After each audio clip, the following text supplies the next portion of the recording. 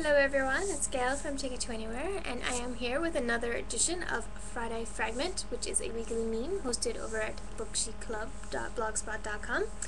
And this week I am going to read to you from Enchanted, which is a book I just finished and my review posted earlier this week on my blog. It is out in stores on October 12th and definitely worth picking up and checking out if you like gargoyles and fairy tales and magic and stuff. The scene I am going to read to you comes from the beginning-ish of the book. Lily, the main character, has just accepted a quest from, I guess, she calls them the old boys. They're kind of like old alumni of Princeton, and she is to search the campus in this big scavenger hunt type quest in order to try and find the Ivy Key. And if she finds the Ivy Key, then she can get admitted into Princeton with not having to deal with any of the other admissions things like grades or interviews or anything like that. And so now she's in the library looking for a book. As she turned the crank, the shelves groaned and lurched sideways.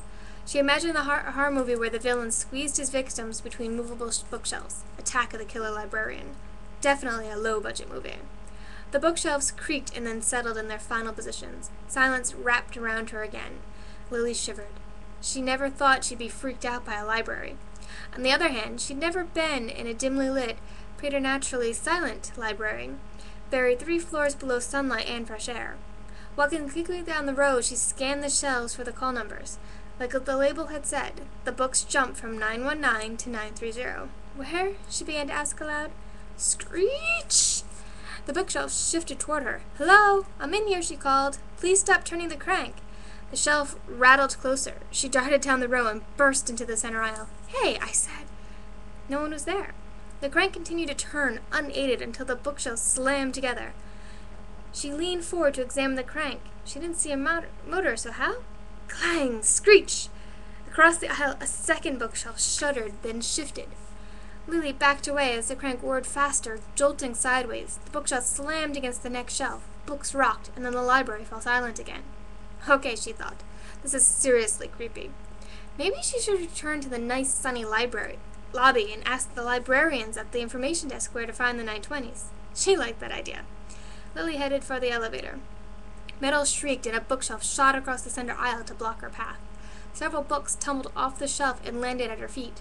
Her heart hammered in her ribcage. This isn't funny, she called. You can stop now. She didn't hear anyone. Maybe it was a malfunction. Or it could be part of some automatic error of the book's maintenance routine, the library's version of an automatic sprinkler system. Not that she'd ever heard of such a thing, but there had to be a nice, logical explanation for why the shelves were suddenly acting possessed. Lily sped-walked down a row. As she reached the end, the bookshelf sprang back and slammed against the brick wall. She ran back to the center aisle. All around her, dozens of bookshelves lurched forward and sideways. Metal crashed and shrieked. Books tumbled to the floor. She screamed as a set of shelves crashed together in front of her. Help, she yelled. Somebody, anyone, help! She zigzagged through a moving maze as shelves slid. She plunged through gaps. Aisles and rows slammed shut behind her. Up ahead, Lily saw an old card catalog cabinet. Hip height, it was an island in a storm. Lily raced toward it, ducking her head as books sailed off flying shelves. The bookshelves zoomed around her faster and faster. Reaching the cabinet, she scrambled on top. A shelf smashed into the brick wall on one side of her, and then a second shelf crashed into the wall on the opposite side. A third shelf sailed directly toward her. Lily screamed and threw her hands in front of her face. The shelf halted inches from her fingertips. Everything fell silent again. All the bookshelves were still. Crouched on top of the cabinet, Lily listened, but all she heard was her own breathing, fast and loud. She had to get out of here, now, before it started again.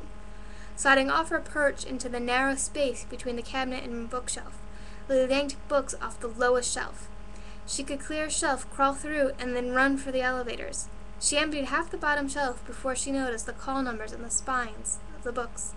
921. Bastard, she said aloud.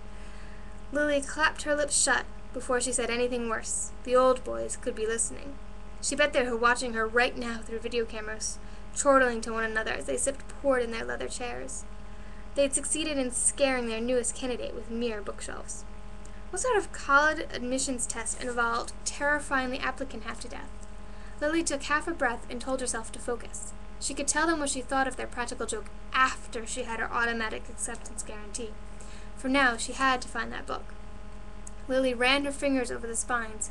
921.45 BRE, 921.45 DIV.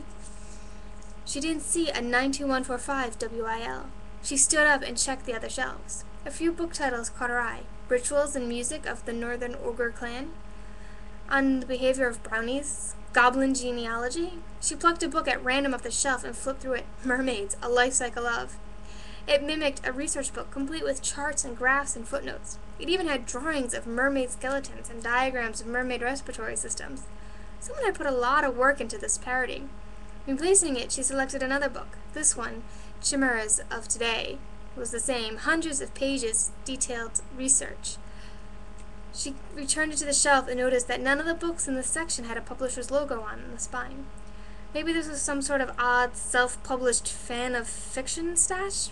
Or, maybe these were instruction manuals or some kind of elaborate homegrown Dungeons and Dragons game. Or fake dissertations. She bet the authors were the old boys themselves. If her grandfather, who read only literary fiction by either semi-depressed writers or authors who eschewed all adverbs, had written one of these, she was going to tease him mercilessly. Lily scanned the section. Cane, card, car, aha! She pulled a book off the shelf and read the title, Dryads, A History by William Carter. She felt as if the world had froze as she stared at the author's name. Grandpa's name was Richard. This book was written by William Carter. It was written by her father.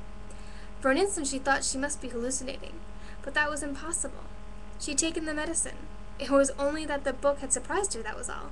She hadn't expected to encounter anything that her father had done or touched. Her fingers traced lightly over his name, embossed in gold print on the soft black leather. Her hands trembled. She shouldn't be so surprised. She knew that her father would have been a student here. That was one of the facts she did know about him. She didn't know what he looked like. Mom had destroyed photos years ago, though she had no memory of doing it or why. Lily didn't even know his real name. He changed his last name to Mom's when they married. Grandpa said her father had had issues with his own family. He died in a car accident a few months after Lily was born. Hands still shaking, Lily opened the book. She flipped through sketches of trees, everything from bonsai to evergreen, each with a figure beside it. The figures were clearly fantastical. Some had leaves for hair, others had twigs for arms. She skimmed a chapter entitled Powers of a Tree Spirit, Mastery of Plants, and decided her father had been a creative man, also kind of a dork. She didn't see what any of this had to do with a key. Setting her father's book down on the card catalog, she pulled out the W drawer. She rifled through the cards, looking for an author whose last name began with WIL, and the call numbers that matched the ones on the unseen reader's clue. 1 minute later, she had it. Author, Wilson Woodrow. Title, The Gargoyles of Princeton, Lessons from the Literate Ape. You guys think you're hilarious, she muttered. There was no way that Woodrow Wilson, former President of the United States, had written an entire dissertation-length book on gargoyles. Unless he'd been a member of the Vineyard Club. Could these books be part of a 100-plus-year-old in-joke? She studied the subtitle, Lessons from the Literate Ape. She chewed her lower lip, thinking. She'd heard that name before. Hadn't the tour guide mentioned a gargoyle called the Literate Ape? This had to be her next clue. And so that's a little fragment from Enchanted Ivy by Sarah Beth Durst. Again, it's out in stores on October 12th, and that's it for this week, and I will see you next Friday.